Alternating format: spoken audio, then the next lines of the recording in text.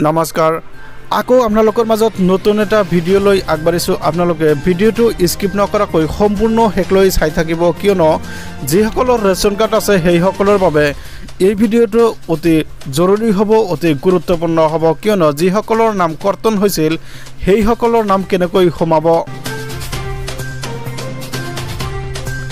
হয়, কৰ্তন কৰা নাম কেনেকৈ সোমাব তাৰ সবিশেষ এই ভিডিঅ'ৰ জৰিয়তে দেখুওৱা হৈছে। ৰেচন কাৰ্ডৰ আপোনাৰ পৰিয়ালৰ কোনো সদস্য বাদ পৰিছে নেকি? ৰেচন কাৰ্ডৰ হিতাধিসকলৰ বাবে আন এক ডাঙৰ খবৰ, এক গুৰুত্বপূৰ্ণ খবৰ হৈছে যিসকলৰ নাম কৰ্তন হৈছিল সেইসকলৰ নাম কেনেকৈ সোমাব। আপোনাৰ পৰিয়ালৰ কোনো লোকৰ নাম ৰেচন কাৰ্ডত অন্তৰ্ভুক্ত হোৱা নাই নেকি? হয়, আপোনালোকে ঠিকেই শুনি আছে। পৰিয়ালৰ প্ৰতিগৰাকী সদস্যই লাভ কৰিব ৰেচনৰ চাউল। যিসকলৰ পৰিয়ালৰ নাম বাদ পৰিছিল সেইসকলেও কিন্তু ৰেচন লাভ কৰিবলৈ সক্ষম হ'ব।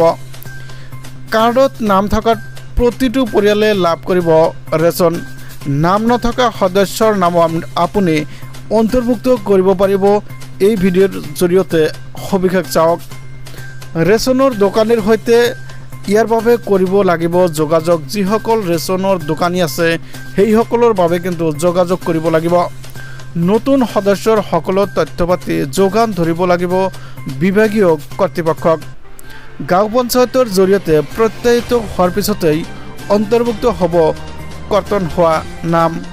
ইফালে EKYC কৰাৰ সময়তো কৰিব পাৰিব এই কাম। যি EKYC চলি আছে, এই EKYC চলি থকাৰ সময়তো কিন্তু এই কাম কৰিব পাৰিব।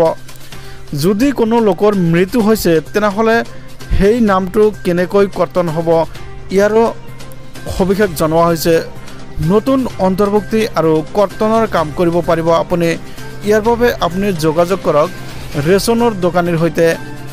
আবেদন প্ৰক্ৰিয়া সম্পন্ন হোৱাৰ পিছতেই নতুন সদস্যই লাভ কৰিব 5 কিলোকৈ চাউল। ৰেচন কাৰ্ডৰ হিতাধিকাৰীসকলৰ বাবে এক ডাঙৰ খবৰ, এক গুৰুত্বপূৰ্ণ খবৰ। যিসকলৰ নাম কৰ্তন হৈছে সেইসকলৰ নাম আপুনি ৰেচন দোকানীৰ সৈতে যোগাযোগ কৰি আপুনি নাম অন্তৰ্ভুক্ত কৰিব পাৰিব। তাৰ সবিশেষ ইয়াৰ জৰিয়তে।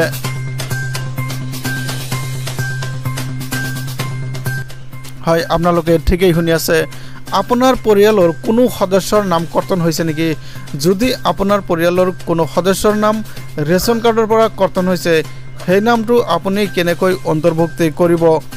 আপোনাৰ ওচৰত থকা যি ৰেচন দোকানী আছে, আপোনাৰ কাৰ্ডখন যে ৰেচন দোকানীৰ ওচৰত আছে সেই ৰেচন দোকানীৰ ওচৰত গৈ আপুনি তাৰ সকলো তথ্য পাতি যোগান ধৰিব লাগিব।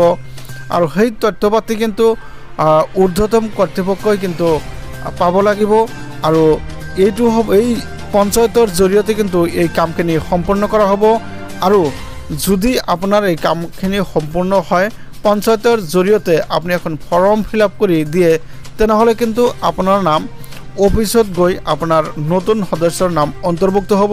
আৰু যেতিয়া আপোনাৰ নতুন সদস্যৰ নাম অন্তৰ্ভুক্ত হ'ব তেতিয়া কিন্তু আপুনি সেই নতুন সদস্যৰ ৰেচন পাবলৈ সক্ষম হ'ব। হয়, আপোনালোকে চাই আছে এক ডাঙৰ খবৰ, এক গুৰুত্বপূৰ্ণ খবৰ। আৰু যিসকল ৰেচন কাৰ্ডত থকা পৰিয়াল মৃত্যু হৈছে, মৃত্যুবৰণ কৰিছে সেইসকলৰ নামো কিন্তু এই পঞ্চায়তৰ দ্বাৰাই আপুনি আবেদন কৰিব লাগিব। সেই আবেদনৰ জৰিয়তে কিন্তু সেই সদস্যৰ নাম কৰ্তন কৰা হ'ব বুলি এই প্ৰতিবেদনত ইতিমধ্যে জনোৱা হৈছে।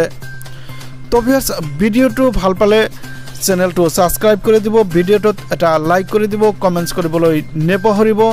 ধন্যবাদ, থেংক ইউ। জয় আই অসম।